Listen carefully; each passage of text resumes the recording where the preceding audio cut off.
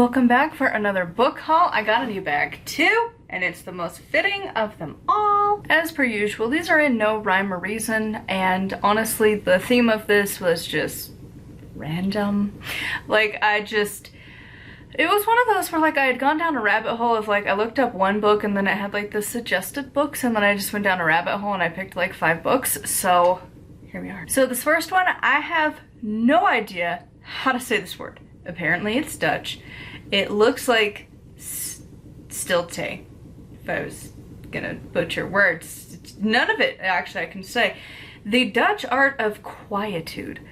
I am intrigued. It's a small little book, and it's names, like, I don't even know. It's Dutch, and I'm gonna murder things because I don't know other languages, but this little one I'm excited about, because I love the idea of peace and quiet. And then the polar opposite, we've got a big book. So this is Strong, Calm, and Free, A Modern Guide to Yoga, Meditation, and Mindful Living by Nicola Jane Hobbs. I don't know if I'm saying that right, but here we go.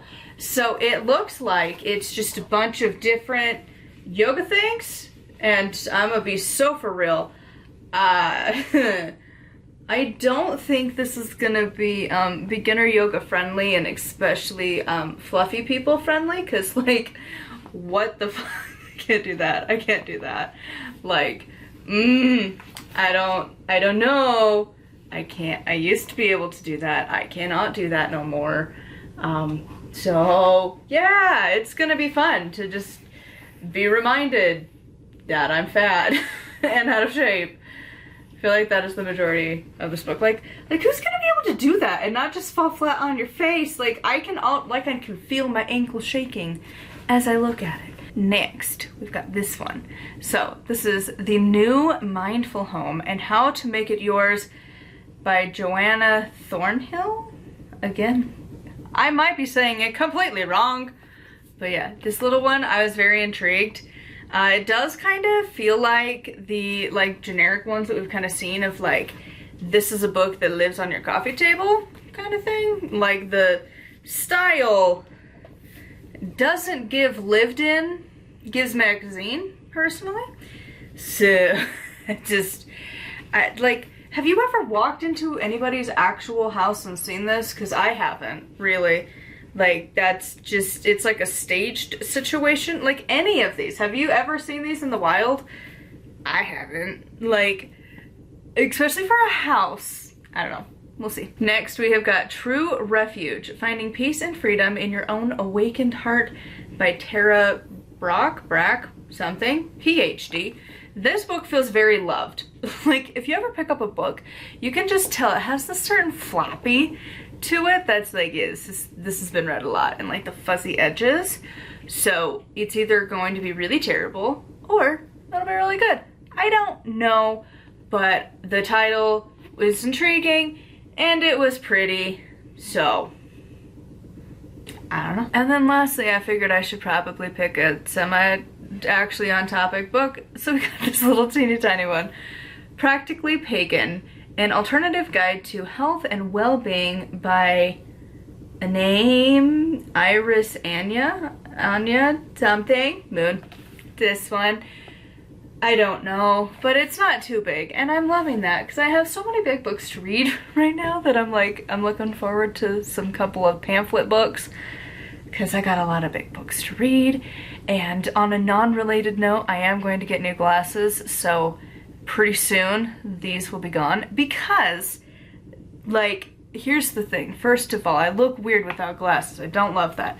But see how mine have this little charmy charm? Yeah, I fell off like a year ago, so it's gonna be awesome to have a new pair of glasses. And I also got to join the Prism Club apparently, so I get to try that, and maybe then I will not constantly have headaches and feel so tired all the time, because the tech and the doctor were like, hey, so your eyeballs, they don't want to talk to each other. And I was like, oh, that's great. It's not like they're a team effort or anything. So, in all of the years I have worked optical, none of the doctors I worked for caught that. So that's fun. And yeah, so getting prism glasses is gonna be great. If you don't know, it's just a slightly different way to bend the light that goes into your eyes. And it's just a little more science and stuff for the doctor to know what they're doing, because sometimes you make them use those letters. And yeah, when you get your, like, if you've ever looked at your glasses prescription, you have like a couple numbers. You got your main number, which is like, if you're older, it's the one that you go to the Walmart or your local grocery store and you're like, +1, +150, +2. Those, that little plus a number, that's when you can't see up close. That's my husband. And then us minus folks are like, we can see up close fine. It's fine. Just out there just doesn't exist. That's been my problem since the get-go. And it was since I was like, I think 12 was when I got my first pair of glasses. And then you sometimes get upgraded to an astigmatism where the shape of your eyeball is a little funky dunk. And then you get more numbers. So like, mine would be like, I think like -275 by like the cylinder of like 175 by like an axis of like 80 or something.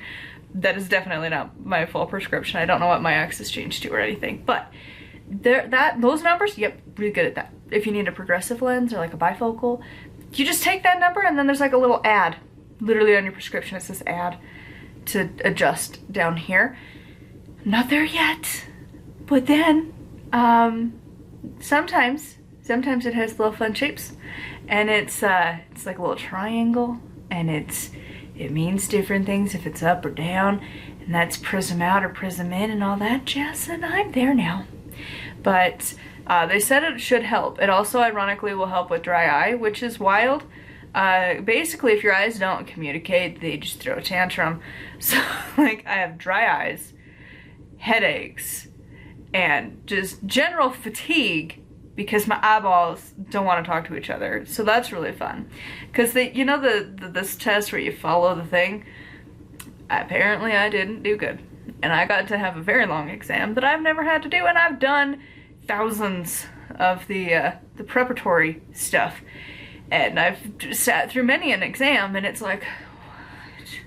I got upgraded to the next level, so I'm hoping it's gonna fix it so I can read more. Because right now, like, I only have a few days where I can read, and then my brain feels like it's getting shoved with so many nails that I can't do that. And I think sometimes I might over-abuse that power of being able to read, because, like, over the weekend I read like 2 books in one day, and then I also wrote in my own book, and then I'm always on this little handy-dandy device right here also reading, so that probably doesn't help things.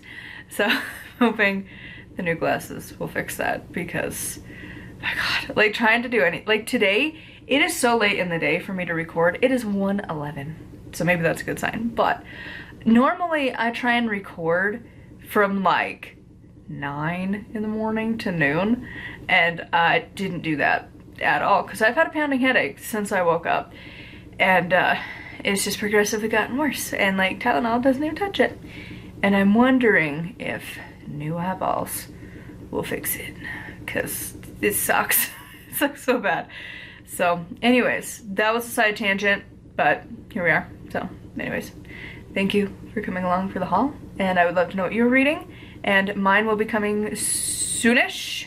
I am getting the proof copy in a couple days. It said it shipped today, so soon it will be here, and hopefully it will be the last copy I have to buy myself, and then I can finish up the final bits of edits and then hit publish. So that'll be exciting. So anyways, till next time, thank you for coming along for this rambly adventure together.